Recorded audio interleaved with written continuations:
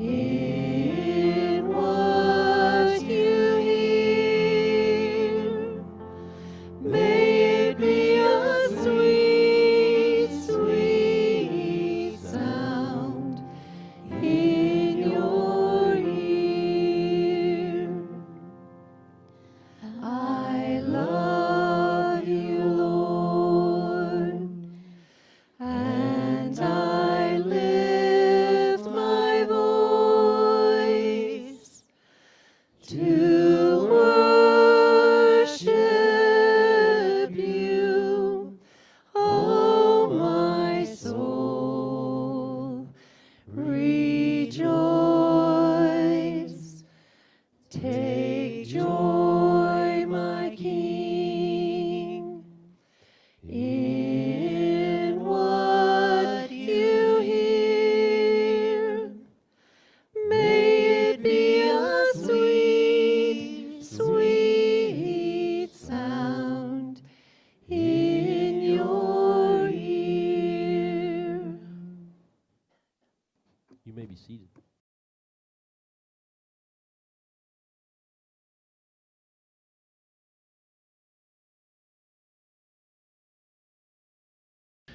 At this time, we'd like to welcome Corby White to the pulpit.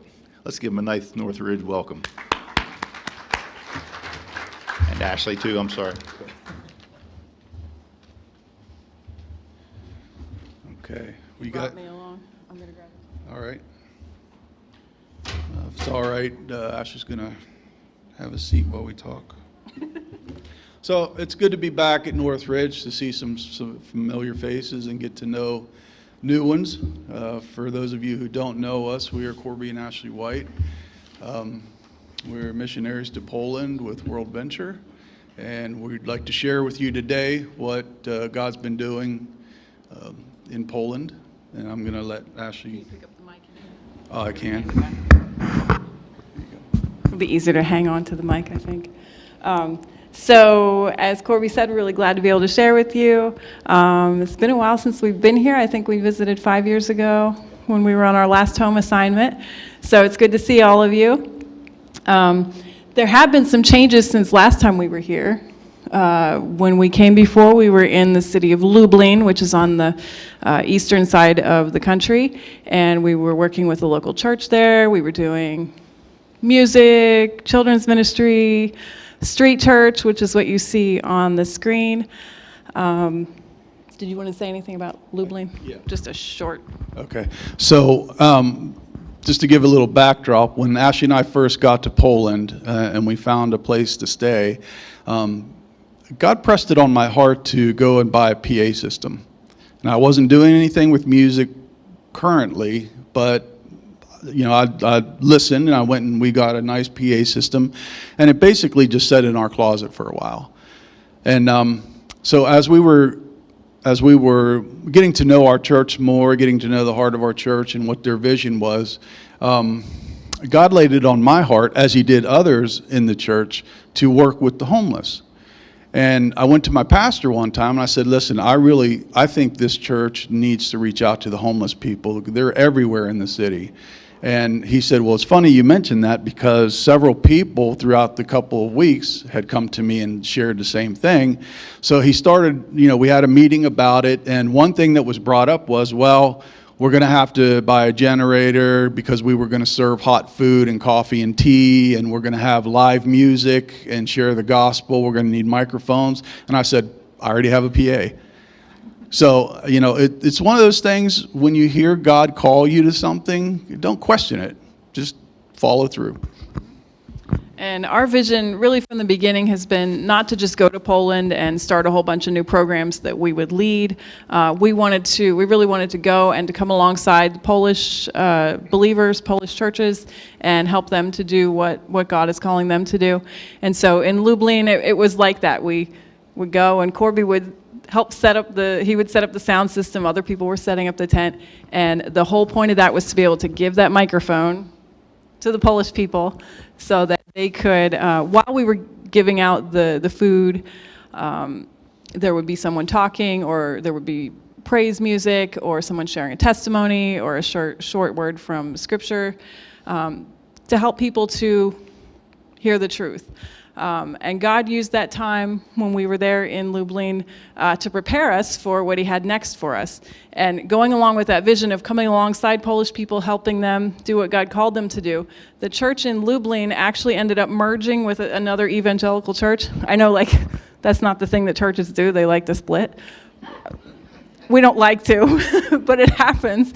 But this church merged with another evangelical church. And so overnight, there were twice as many Sunday school teachers. There were 2 full worship teams, 2 groups of people running the sound system, running the audio visual.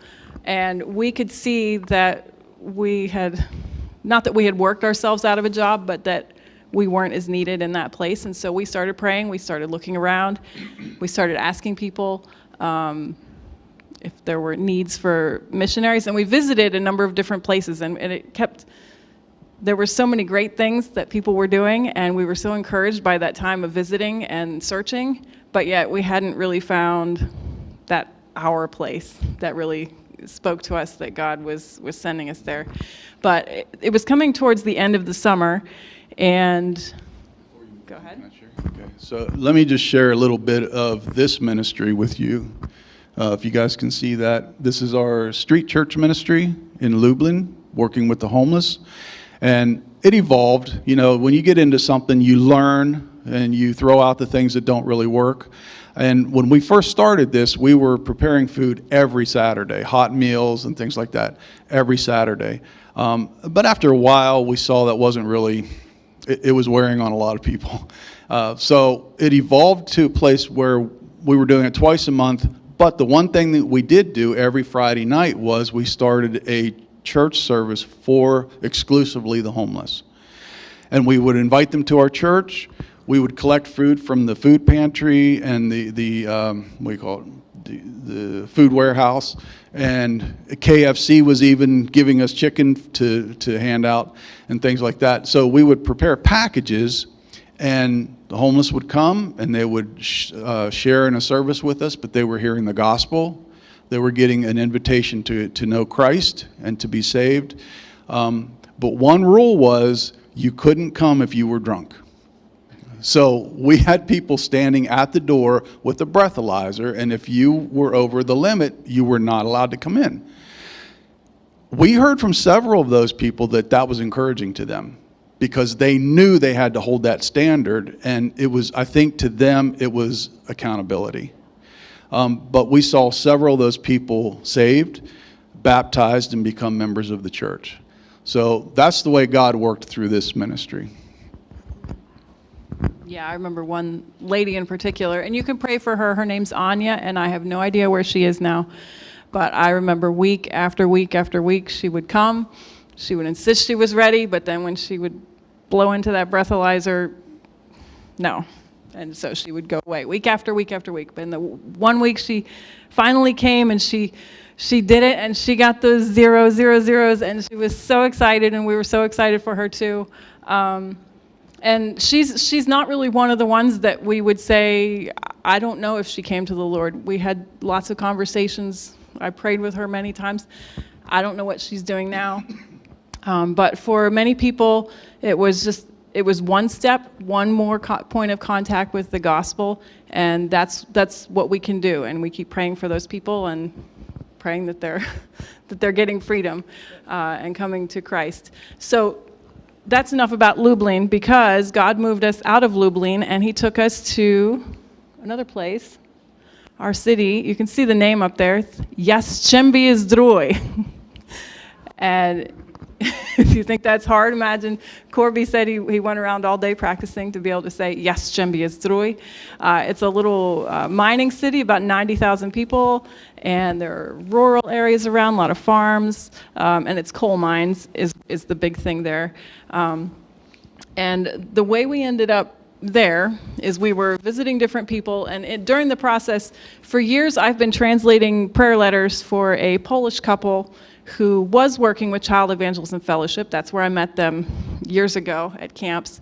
And I've been translating their prayer letters into English so that they can send it to their partners that are supporting them in other places. They're not with CEF anymore. They have their own nonprofit organization, which we'll talk about a little bit later. But I got their prayer letter, and it was the end of summer, coming up on time for school to start. We were wrapping up our travel time, and I get this prayer letter, and I'm translating, and I get to the part where they say that they felt God was leading them to start a church in their city of Missionaries. And I wrote to them, and I said, hey, I know not everyone wants missionaries, but if that's something you're interested in, if you want to talk to us, we'd love to come and meet with you and see what you're doing, see what God might be doing with this. And they wrote back right away, and they said, yeah, you can come this weekend. And it was the last weekend before school started, so it was our last chance, really. But after that visit, God put it on our hearts, and we ended up moving our family to Missionaries. And their vision was that city of 90,000 people, that whole city center had 0 evangelical churches. There are 2 evangelical churches that are kind of on the outskirts of town in different directions. But if you're living in the place that you can see on the screen in one of those apartment buildings, and if you don't have a car to get to one of those churches, it's going to take you at least an hour and multiple buses to get there. So their vision was to plant a church, a Baptist church there in the city center, and we came alongside them. At the beginning, you can see the picture, we're in somebody's living room. That's where we started out meeting. But then God provided a location in the city center where we could start holding church there. So when we started having discussions about this church, we were very excited about it because it was going to be the only outreach church in the town, in the city. And we had discussed that our vision was going to be focused on outreach. It wasn't going to be just a collection of people getting together. We wanted to impact our city. And so the group that you see here has basically doubled in the last 2 years, 3 years, however long it's been. But what's interesting is, when we started praying for a building, we were looking at this one building, and through some circumstances, it was just taking forever to have the building prepared. The rent was really high. The guy couldn't give us an answer when it was going to be ready, and so on and so on. And this is the building we were looking at. And the first time we went to see it, Ashley said on the way home, she said, there's no elevator. And I never thought about that. What do you mean? What does that mean? And she said, well, think about the elderly and handicapped people that want to come to church. They're going to have to climb 3 sets of stairs, strollers and things like that. And that never crossed my mind. So having a discussion with the rest of the people that were involved in this, we agreed that we needed to find another building, and one came open. And if you look, this building here, off to the side, there is an elevator. So God opened that up. As soon as we started praying for it, God gave us the building, and it's right in the middle of the city, right across the street to the busiest bus stop in the city. Yeah, so it's definitely accessible. And I know shortly after we opened up our location in the city, there was at least one couple that they had been driving a half an hour to another city to go to church, and they had been waiting, and they had the blessing of their church to join us as soon as we had a place. And it's been a real joy just seeing on Sunday mornings. We have our music, and in between the music, there's kind of this unspoken thing that you can pray if you want to, in between the songs. And so in between songs, different people will pray. And what a blessing it is to hear, especially that couple I'm thinking of, praying for the people in their city, praying that God would be a light, He would allow us to be a light for Him in the city. And so there's definitely a heart for outreach, and we'll talk a little bit more about that. But you know how sometimes you are going along and things are going good, you're doing ministry, everything's, it's going, it's working. And then all of a sudden, God says, I have something else here that I want you to do. And that is what happened. So we moved to Missionaries 2021, opened the church in the fall, and that next February, end of February, was when Russia invaded Ukraine again.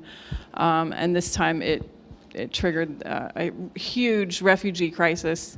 Millions of people coming across the borders from Ukraine, not even really knowing where they wanted to go, just knowing they needed to get to safety, and where their homes, they were not safe where they were.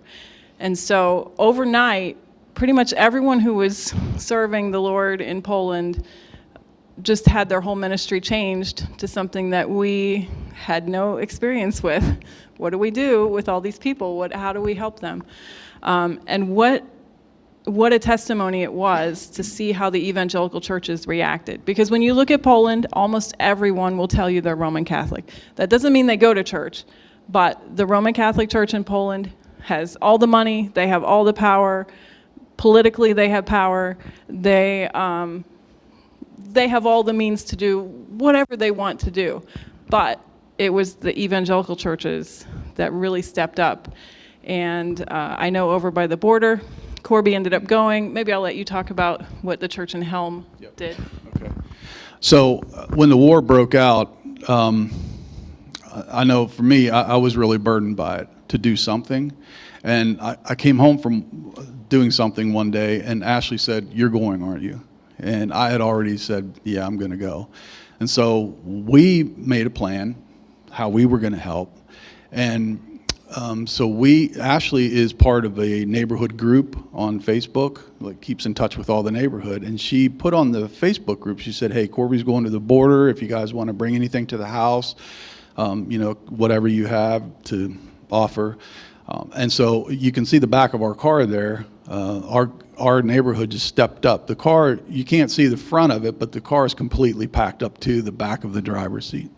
And so I left and went to the border, and it's about a 6-hour drive from where we live.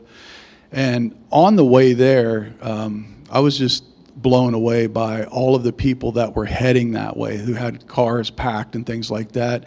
And on multiple vehicles, you can see signs that said, "Hang on, Ukraine, we're coming." So it was just very touching. But anyway, so when I got to the border, I didn't know what to do. As many people there, like, what do you do? And so one guy directed me. He said, "Here, take these people to Helm." So I put a Helm church in my GPS and took them to the Baptist church in Helm. When I walked in, I was floored, because they had moved all of they have pews very similar to these. They moved them all out of the building and cleared their entire sanctuary, and they have floors upstairs. They cleared all that out and made it bedroom for people to come. They could come for 2 or 3 days to get registered, so Poland knew who they were, and then they would figure out where they're going to go from there. Just food, people were delivering food. It was just but it was the evangelical church that was doing this. Okay, and as Ashley said, 98% of Poles will tell you they're Catholic. The Catholic Church was doing very little. It was the evangelical church that stepped up. But anyway, so in that ministry, what we found ourselves doing was going to the border, bringing people back, and from Helm Church, I would take them wherever they wanted to go, Warsaw, Łódź, or Gdańsk, wherever it was in Poland, take them to train stations, go back. So I did this for 2 weeks, something like this, and then went home. And so Ashley got in contact with, I'll let you tell the story about our family. So while he was doing that, I was looking at our house and trying to figure out how many beds I could fit and where. Because basically people would come in and they would tend to stay like at Helm, which was the church that he went and helped with, and also in Lublin, the Baptist church. They were kind of like transit stations. So they wanted people to stay no more than 2 days, and then they were helping them find places to go to next. So in Jastrzębie-Zdrój, we're a bit further from the border, so it took a little while for that kind of wave of people coming, and we are kind of in the middle of nowhere. So it's not like a big city that would be on the way to places that people were going. But I was preparing places for people, and there were several different families that were supposed to come, and then they would fall through because people really, they didn't know where they wanted to go, and they were in a trauma situation. So decision making, that kind of goes out the window when you're in a situation like that. So we ended up with, we got this picture of the 6 people there. That's 2 moms, and each mom has 2 children. And we got this picture of them at the train station in Lublin, or I think that's Lublin, and they said they're coming your way. So we sent them a picture of us with the people who were going to be picking them up, and they brought these people to my house, and they left, and we were all standing there looking at each other, and I asked them in English. I said first, "Does anyone speak English?" And they all just looked at me. No. So I said it in Polish. "Does anyone speak Polish?" And they all just looked at me. No. So at that point, I had been, you guys know the app Duolingo. You can learn a language. It's really fun. I had been playing around with Russian, learning Russian, and then when Russia invaded Ukraine, I decided I was going to switch and do Ukrainian instead. So I said in my very, very limited Russian, I speak a little Russian. And from there, because Ukrainians, they speak both Ukrainian and Russian, so they understand both. So sometimes Google Translate helped us. Sometimes it told them that I had narcotics for them instead of the medicine, the prescription medicine I had picked up for their daughter. Yeah. At that point, fortunately, they had been with us long enough that they knew that it was the Google Translate thing and not this crazy person they were staying with. But they were with us for 6 weeks and then 2 more weeks in an apartment we had found for them. But basically, we were responsible for everything, helping them get through all of the government, the getting registered and getting the assistance that was available, getting them into, the kids spent a few weeks going to school, and they were also at home on their computers on their phones. They were doing their schoolwork for their Ukrainian school, because the Ukrainian school said, if you don't do it, we're not going to give you credit for anything. So they were doing school twice, basically. But these particular 2 families, their plan was always to return back to Ukraine as soon as they had the chance. Some people were like that. I mean, their husbands were behind. The husbands couldn't cross the border. They had to stay in Ukraine. Some people from some of the refugees from Ukraine, they had plans of going on to other countries. Some stayed and settled in Poland, and like our 2 families, they ended up going back as soon as their husbands said, "Okay, fine, it's quiet enough," and they live in a more rural area in the West, so it's a little more safe. So for us, the whole crisis situation with the refugees has calmed down, and for us right now, as far as the working with Ukrainians, it's very similar to how we work with Polish people in our city. There are just more Ukrainians around. But at the time when that was calming down, was when I started to kind of realize, or maybe admit, that something was very wrong with my health. We had all had COVID in November 2021, and so now we're into like June, July 2022. So I was not better, and I was not getting better, and something was wrong. So I started the process of going to all the specialists, and they do all their tests, and they say, "Oh, you're perfectly fine," and they send you to the next specialist. So the good news is they've ruled out all kinds of things that could have been wrong with me. But the bad news is I have long COVID, and so today's a good day. That's why I'm sitting down, because for me to stand up for half an hour, that would be a lot. So that's been a huge change for me. But God He has a plan, and He knows what's going on. And so we'll get back to the church here. I've had to step down from different things I was doing in the church, but God has been showing me different ways that I can still serve, how can I adjust things, what do I need to change to still be able to do certain things. He's been helping with that. But when we look at our church, you might think that tent looks familiar. I'll give you the mic because I know this is your thing. Yeah. Okay, so as she said, the tent does look familiar, but it's actually a new one. So this idea of going out in the street and talking with people kind of infiltrated our church.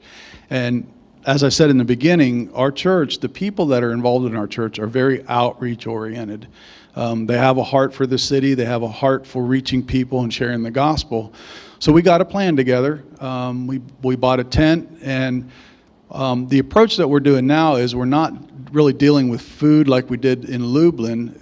but we serve hot coffee and tea, and we're able to, the reason that I mentioned the bus stop earlier is because that's where we set this up. This is actually across the street from our church at the bus stop, and at any given time, early in the morning or later in the afternoon, you might see 300 or 400 or 500 people going through that bus stop. And so what we do is we make coffee and tea, we do live music, share the gospel with the microphone, but we have some of the people from the church, they'll take trays. You can see Evelyn there with a tray full of coffee and tea and her hat, and she's ready to go out into the crowd. Just walking around, she's embarrassed. She's just walking around, and she has somebody with her, and as they're sharing the coffee and tea with people, people are hearing the gospel. Marshall's actually on that slide too. Yeah. Yeah. And so our kids are involved too. Equal embarrassment, yes. Equal opportunity. But, you know, I want to explain something though, especially about the area that we live in. The Polish people, because they're Catholic, are very hard people. It's actually harder trying to share the gospel with them than it is with somebody who is a non-believer. Because a lot of people that you talk to are either very staunch in their Catholicism and they don't want to hear what you have to say, or they've been a part of the Catholic Church and have somehow been hurt or disillusioned or think the church is lying, and they walk away from it. And the sad part is that they don't look at it systematically, they look at it as God. And so they throw God and everything out with it. And so to have these conversations with people that have come out of the Catholic Church is extremely difficult. And so we can't stand up here and share numbers, thousands and thousands of people coming to the Lord. It's one person at a time. That's how you have to approach the gospel. One person. And it takes many points of contact, often with people. Even people that didn't come out of the Catholic Church, people that are non-believers, or they've been a part of something. But it takes many points of contact for people to be moved and worked through. So, can I share my story about? Talk about marching. Okay.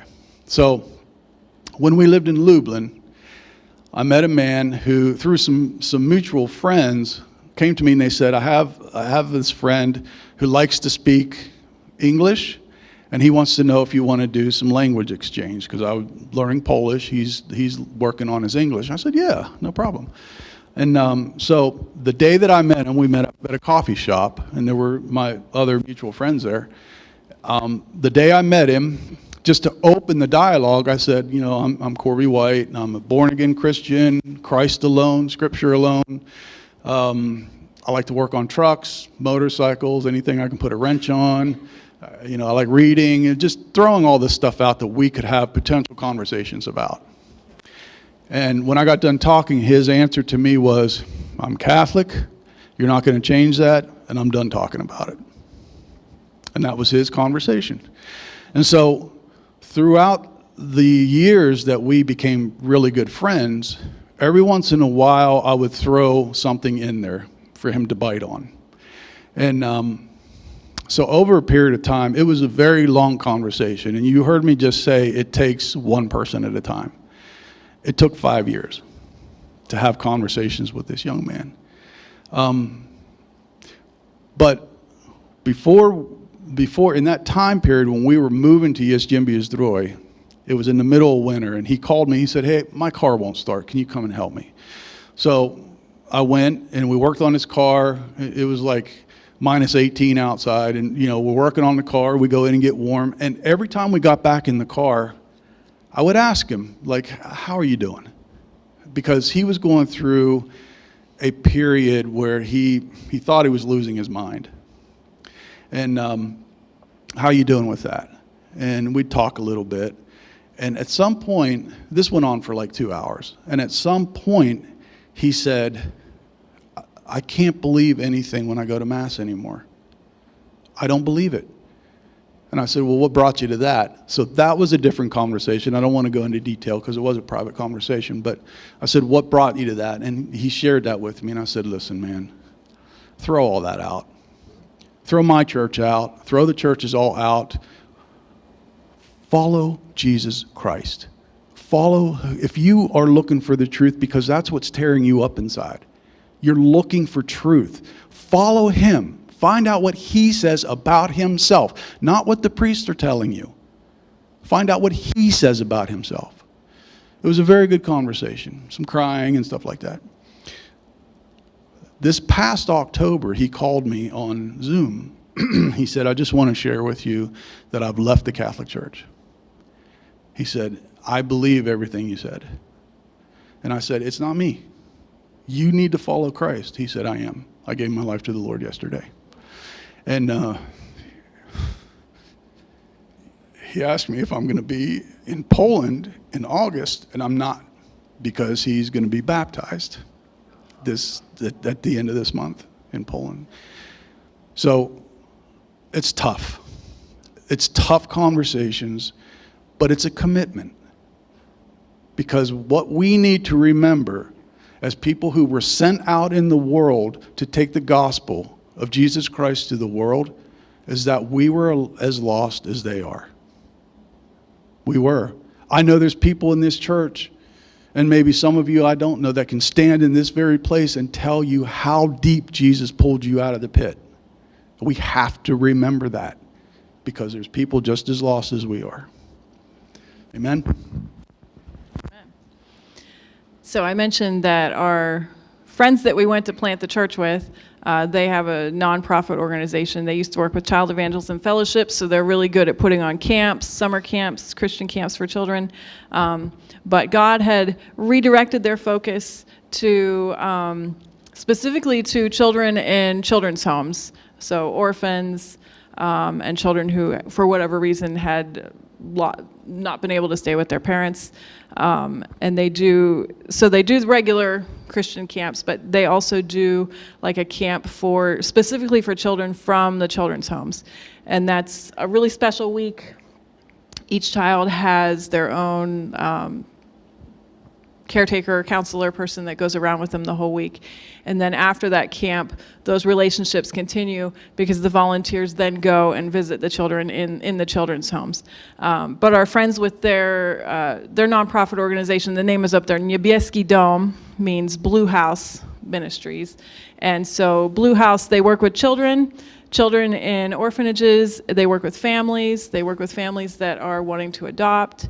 And so one idea that we are exploring with them, because we're working with them in the church plant, so it's natural for us to help out with the camps and do sports. Corby on the top he's there with his football group that was at the one camp.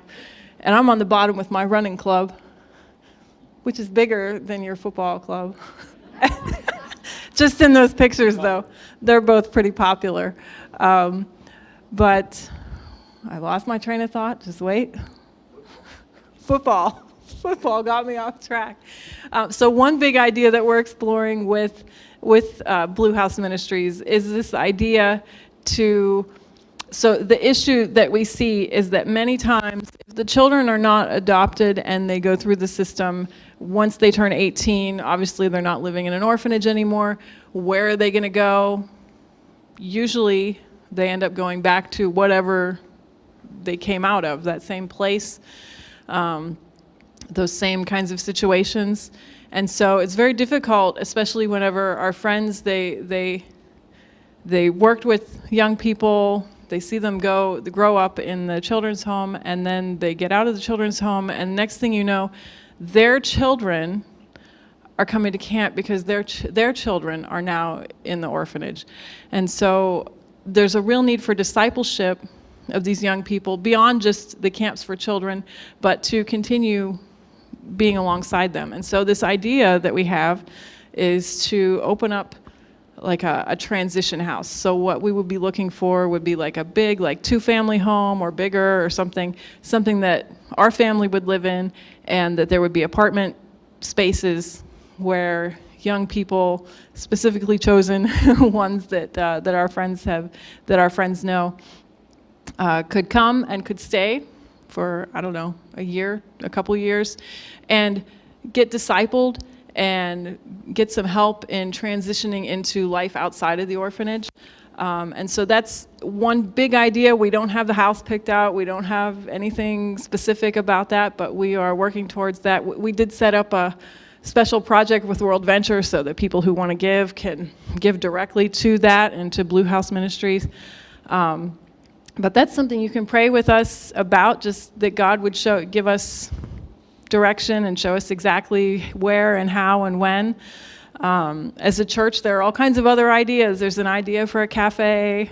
We don't think that's our thing, but we would be helping with it. We wouldn't be the ones to lead it. So if somebody wants to come open up a cafe in Poland, got any business people that want to come, come be missionaries?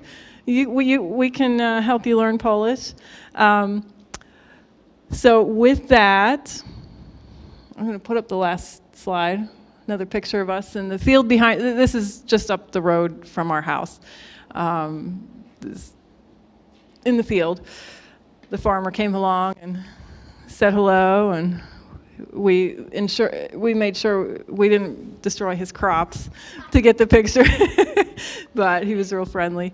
He came by. But one thing that God has really taught us over the past several years is the need to be obedient regardless of the circumstances.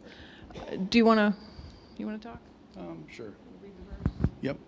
So let me just share a verse with you. This is in Isaiah 6 and verse 8.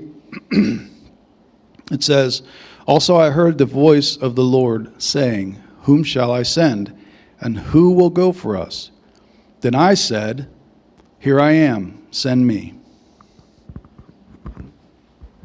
Yeah, so when you look at Isaiah and the circumstances, he could have looked around and said, look, the king just died. We've got some extenuating circumstances here. There's some reasons why you want somebody to go for you, but maybe it's not me. He probably had some good reasons why he could have said that, but that's not what he said. He said, "Here I am, send me." And that's what God is challenging us to do, regardless of what's going on, regardless of health, regardless of a war taking place, or other challenges. God is asking us for obedience.